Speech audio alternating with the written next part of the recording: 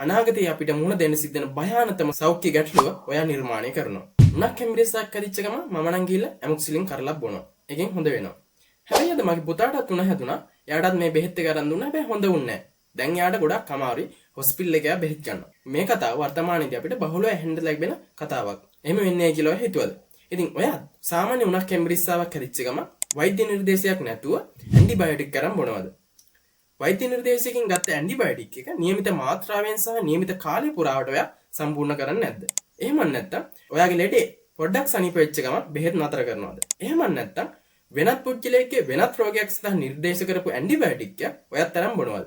එහෙමනම් අනාගතයේ අපිට මුහුණ දෙන්න සිද්ධ වෙන භයානකම සෞඛ්‍ය ගැටලුව ඔයා නිර්මාණය කරනවා. ඇයි එහෙම කියන්නේ? ඒකට හේතුව තමයි වර්තමානයේදී ඇන්ටිබයොටික් රෙසිස්ටන්ස් නැත්නම් ප්‍රතිජීවක ප්‍රතිරෝධයක් ඇතිවීමේ ඉතා ඉහළ අවදානමක අපි ඉන්නේ. ඒකට හේතුව ඔයා මේ මුලින් කරපු වැරදි වැඩ වෙන්න පුළුවන්. අපි බලමු ඇන්ටිබයොටික් රෙසිස්ටන්ස් එකක් එහෙම නැත්නම් ප්‍රතිජීවක ප්‍රතිරෝධයක් කියන්නේ මොකක්ද කියලා. ඊට කලින් මේ ෆොටෝස් ටික බලන්න. මේ තියෙන්නේ කිසියම් බැක්ටීරියා ආසාදනයක් ආවට පස්සේ ඒකට අපිට භාවිත කරන්න පුළුවන් ප්‍රතිජීවක මොනවද කියලා බලන ඇන්ටිබයොටික් සෙන්සිටිව් ටෙස්ට් එක. එහෙම නැත්නම් ප්‍රතිජීවක සංවේදීතා පරීක්ෂණයක්. මේකේ තියෙන්නේ මේ R කියලා දාලා තියෙන්නේ මොකද්ද? R කියලා කියන්නේ රෙසිස්ටන්ස්. මේ තියෙන්නේ සාමාන්‍යයෙන් අපි බහුලව භාවිත කරන ඇන්ටිබයොටික් වර්ග. මේ රෙසිස්ටන්ස් කියලා කියන්නේ මේ අදාළ බැක්ටීරියාව මේ සාමාන්‍යයෙන් අපි බහුලව භාවිත කරන ප්‍රතිජීවක වලට ප්‍රතිරෝධී කියන එක. ඉතින් ප්‍රතිජීවක ප්‍රතිරෝධයක් කියලා කියන්නේ මොකද්ද?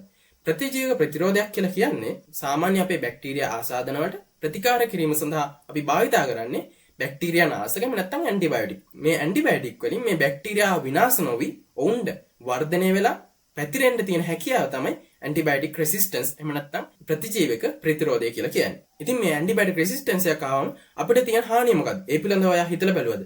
පළවෙනි කාරණය තමයි සාමාන්‍යයෙන් අපි වර්තමානයේ අපිට පහසුවෙන් ප්‍රතිකාර කිරීමට හැකි සාමාන්‍ය සුළු බැක්ටීරියා ආසාදනයක් පවා ඉතාමත් මාරාන්තික වෙන්න පුළුවන්. සාමාන්‍යයෙන් අපිට වර්තමානයේදී ශල්‍ය කර්මයක් ආරක්ෂිතව කරන්න පුළුවන්. මේ ඇන්ටිබයොටික් රෙසිස්ටන්ස් එකකින් හින්දා ශල්‍ය කර්මයකින් පස්සේ එන ආසාදනයක් මාරාන්තික වෙන්න පුළුවන්. ඒ වගේම ඉතින් අද නොමේරුවල අදුරවන්න එන බැක්ටීරියා ආසාදනය පහසුවෙන්ම අපිට ප්‍රතිකාර කරලා උන්ව බේර ගන්න පුළුවන්. හැබැයි අනාගතයේදී මේ ඇන්ටිබයොටික් රෙසිස්ටන්ස් එකකින් හින්දා මේ වගේ ආසාදන මාරාන්තික වෙන්න පුළුවන්. අපිට උන්න බේරා ගැනීමට නොහැකි තත්ත්වයට පත් වෙන්න පුළුවන්. අනිත් කාරණේ අපිට සාමාන්‍ය දතක් ගලවලා කිසිම ආසාදනයක් නැතුව නැත්නම් ආසාදනයක් ආවට පස්සෙත් අපිට පහසුවෙන් ඒකට ප්‍රතිකාර කරන්න පුළුවන්. හැබැයි අනාගතයේදී දතක් ගලවලා ඒ හරහා එන ආසාදනයක් මාරාන්තික එකක් වෙන්න පුළුවන්. ඉතින් මෙන්න මේ හේතුව නිසා තමයි ඇන්ටිබයොටික් රෙසිස්ටන්ස් එක බලක්වා ගත යුත්තේ. ඉතින් මේ ඇන්ටිබයොටික් රෙසිස්ටන්ස් එකෙන් බලපාන ප්‍රධාන හේතු මොනවද? ඒ තමයි ඔයා නොදැනුවත් හෝ දැනුවත්ව කරන මේ මම ඉස්සෙල් සඳහන් කරපු වැරදි ටික. ඒ මොනවාද?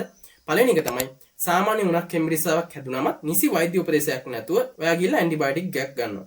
එහෙම නැත්නම් වෛද්‍යවරයා නිර්දේශ කළ මාත්‍රාව සහ ඒ කාලය ඔයා සම්පූර්ණ කරන්නේ නැහැ. අනිත් එක වෙනත් රෝගයක් සඳහා වෙනත් පුද්ගලෙක් සඳහා නිර්දේශ කරපු ඇන්ටිබයොටික් එක ඔයා අරන් බොනවා. ඊට අමතරව වගා බිම් වලට සත්ව ගොවි පළවල් වලට අධික ලෙස කෘමිනාශක වර්ග එහෙම නැත්නම් ප්‍රතිජීවක වර්ග භාවිත කරන එකත් මේකට එක හේතුවක් වෙන්න පුළුවන්. ඉතින් මේ ප්‍රතිජීවක ප්‍රතිරෝධයක් ඇවිල්ලා කියලා අපි හඳුනාගන්නේ කොහොමද? ඒ හඳුනාගන්නේ මම ඉස්සෙල්ලා සඳහන් කරපු ඇන්ටිබයොටික් සෙන්සිටිව් ටෙස්ට් ප්‍රතිජීවක සංවේදීතා පරීක්ෂණය. ඉතින් මේ භයානක සෞඛ්‍ය ගැටලුවෙන් ආරක්ෂා වීමට නම් ඔයා මොනවද කළ යුත්තේ? පළවෙනි කාර්යය නිසි වෛද්‍ය උපදෙසක් නැතුව සාමාන්‍ය උණක් කැමිරිසාවක් ආවමත් ගිහිල්ලා ඇන්ටිබයොටික් කරන් ඔයා බොන්න එපා. පළවෙනි කාර්යය. දෙවෙනි කාරණේ තමයි වෛද්‍යවරයා නිර්දේශ කරන ඇන්ටිබයොටික් එක නියමිත මාත්‍රාවෙන් නියමිත කාලය පුරාවට අනිවාර්යෙන් පාවිච්චි කරන්න. ඒ වගේම ඔයාගේ ලෙඩේ පොඩ්ඩක් සුව වෙච්ච ගමන් ඇන්ටිබයොටික් එක බොන එක නවත්තන්න එපා. ඊළඟ කාරණේ වෙනත් පුද්ගලයෙකුට එහෙම නැත්නම් වෙනත් රෝගියෙකුට නිර්දේශ කරපු ඇන්ටිබයොටික් එක ඔයා අරන් කවදාවත් පාවිච්චි කරන්න එපා. ඒ වගේම වැදගත්ම දේ තමයි මේ ඇන්ටිබයොටික් එකක් එහෙම නැත්නම් මේ බෙහෙත් එකක් නිසා ඔයාට අතුරු ආබාධයක් ආවොත් එහෙම ඔයාගේ උවමනාවට ඒක නවත්තන්න එපා.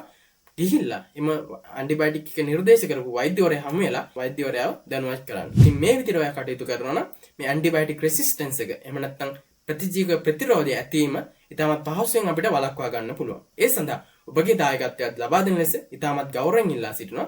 ඒ වගේම සමහර කෙනෙක් කියන්න පුළුවන් මම එක වතාවක් විතරයි අදට විතරයි වෛද්‍ය නිර්දේශයක් නැතුව ඇන්ටිබයොටික් එකක් ගන්නෙ. එහෙම කියලා හිතන්න පුළුවන්. හැබැයි එකපාරක් ගත්තත් මේ ඇන්ටිබයොටික් රෙසිස්ටන්ස් එකක් ඇති වෙන්න හොඳටම ප්‍රමාණවත්. ඒකට හේතුව මේ බැක්ටීරියා කියන එක ඉතාමත් ශීඝ්‍රයෙන් වර්ධනය වෙන ජීවි කොටසක්. ඉතින් මේ වැදගත් පණිවිඩය අනිත් අයටත් දැනගන්න ඔයා ෂෙයා කරන්න. ඉතින් මේ පිළිබඳව මොකක් හරි ගැටලුවක් ඔයාලට තියෙනවා නම් කමෙන්ට් එකක් දාලා අහන්න මම අනිවාර්යෙන් උත්තර දෙන්නම්. ඉතින් අපි හැමෝම එකතු වෙලා මේ ඇන්ටිබයොටික් රෙසිස්ටන්ස් එක වර්ධනය වීම වළක්වලා අනාගතයේදී අපිට මුහුණ දෙන්න සිද්ධ වෙන මේ භයානක සෞඛ්‍ය ගැටලුවෙන් ආරක්ෂා වෙමු කියලා මම මතක් කරනවා.